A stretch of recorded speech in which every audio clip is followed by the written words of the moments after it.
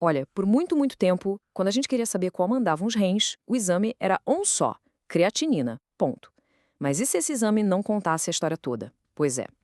Hoje a gente vai mergulhar a fundo nesse debate, o clássico, a creatinina, contra um marcador mais novo, a cistatina C. A ideia é entender qual deles, e principalmente quando, dá a resposta mais certeira sobre a saúde dos nossos rins. Então, o nosso roteiro de hoje é bem direto. Primeiro a gente entende o medidor padrão, depois aponta as falhas dele, aí a gente conhece a alternativa, investiga o que significa quando o exame diz uma coisa, o outro diz outra, e no final chegamos a um veredito prático, qual exame usar em cada situação. Vamos lá! Muito bem, vamos começar pelo básico, pelo fundamento de tudo. O conceito que é usado há décadas para avaliar a saúde dos rins. Esse conceito é a taxa de filtração glomerular, ou TFG. Pensa nela como se fosse a nota de performance dos rins, sabe? Ela basicamente nos diz quantos mililitros de sangue os rins conseguem limpar por minuto. Se a TFG está alta, ótimo, os filtros estão a todo vapor. Se está baixa, bom, aí é sinal de que alguma coisa pode estar errada. E como a gente mede essa TFG? Por décadas a resposta foi a creatinina. O motivo é bem simples, na verdade. É um exame barato, rápido e que todo laboratório faz. Essa praticidade toda fez dela a ferramenta número 1 para uma primeira olhada na saúde renal. Certo? Agora a gente entra na parte mais delicada. Apesar de super útil, essa ferramenta clássica tem umas vulnerabilidades bem importantes que podem levar a gente para um caminho errado na interpretação. E aqui entra uma questão fundamental, né? Em medicina, será que a opção mais simples e barata é sempre a que nos dá a confiança que a gente precisa? Nem sempre. E a resposta é não. O grande calcanhar de Aquiles da creatinina é que o nível dela no sangue não depende só de como o rim está filtrando. Fatores como a quantidade de músculo da pessoa, uma dieta cheia de proteína, idade, sexo, até um treino mais pesado um dia antes do exame, tudo isso pode bagunçar o resultado, criando uma estimativa de TFG que, no fim das contas, não é a real. Foi exatamente para tentar fugir dessas variáveis que a cistatina C entrou em cena. Ela surgiu como uma alternativa pensada para ser um reflexo mais puro, mais direto da real capacidade de filtração dos rins. Então, o que é essa tal de cistatina C? É uma proteína que nosso corpo produz. A palavra-chave aqui é constante. Quase todas as nossas células produzem essa proteína num ritmo super estável, quase como um reloginho.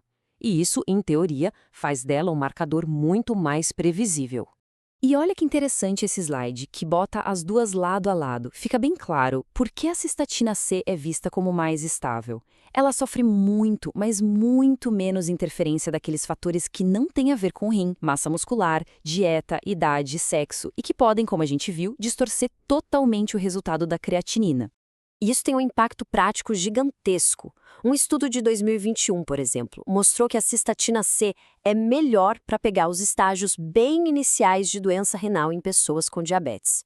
Esse número aí, 0,847, significa que o teste tem uma acurácia alta, que ele é muito bom em achar o problema cedo, que é quando a gente consegue agir de forma mais eficaz. Mas calma, a solução não é tão simples quanto aposentar um teste e só usar o outro. A cistatina C, apesar de ser mais estável em vários pontos, também tem lá as suas próprias sensibilidades. A história fica um pouco mais complexa. Ela também não é perfeita. Condições como inflamação no corpo, problemas na tireoide, obesidade ou até o uso de remédios como corticoides também podem mexer nos níveis de cistatina C, sem ter nada a ver com a função do rim. Ou seja, ela também tem os seus pontos fracos. Isso nos leva ao cenário mais curioso de todos.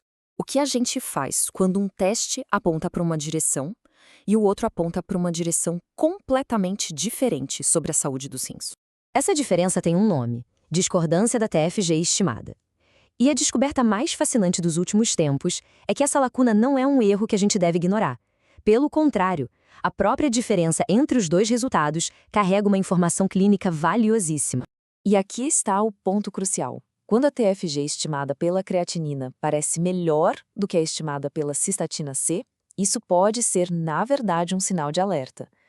Essa discordância específica já foi associada a um risco maior de problemas cardiovasculares e outras complicações, especialmente em populações de alto risco. E isso aqui ilustra brilhantemente a solução mais avançada que temos hoje.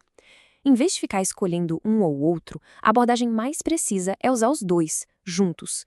Existem equações que combinam os valores de creatinina e cistatina C, e elas conseguem anular as fraquezas de cada um, dando pra gente a estimativa mais confiável da função renal. Certo, com toda essa informação em mãos, vamos agora montar um guia prático para responder a pergunta lá do começo. Afinal de contas, qual teste usar e quando? Essa tabela resume bem a estratégia. Para um check-up de rotina numa pessoa jovem e saudável, a creatinina ainda dá conta do recado. Mas a coisa muda.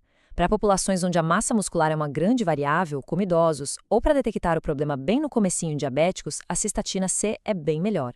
E nos casos mais complexos, como obesidade severa ou quando a creatinina dá um resultado meio esquisito, aí o ideal mesmo é usar a equação que combina os dois. E essa conclusão de uma pesquisa importante reforça o ponto. Em cenários de alto risco, como na doença renal do diabetes, ter a ferramenta com maior poder de predição, como a cistatina C, pode fazer toda a diferença para um diagnóstico precoce. E, claro, para um futuro melhor. Então, a grande mensagem aqui não é simplesmente trocar um exame antigo por um novo. A evolução está na personalização do diagnóstico. É sobre ter mais ferramentas na caixa e saber qual delas, ou qual combinação delas, usar para cada pessoa, buscando sempre a maior precisão possível. E isso nos deixa com uma última reflexão. Talvez o futuro da medicina diagnóstica não seja encontrar um único marcador perfeito e infalível. Talvez o futuro esteja na nossa habilidade de interpretar a conversa e até mesmo as discordâncias entre diferentes biomarcadores. É algo para se pensar, não é?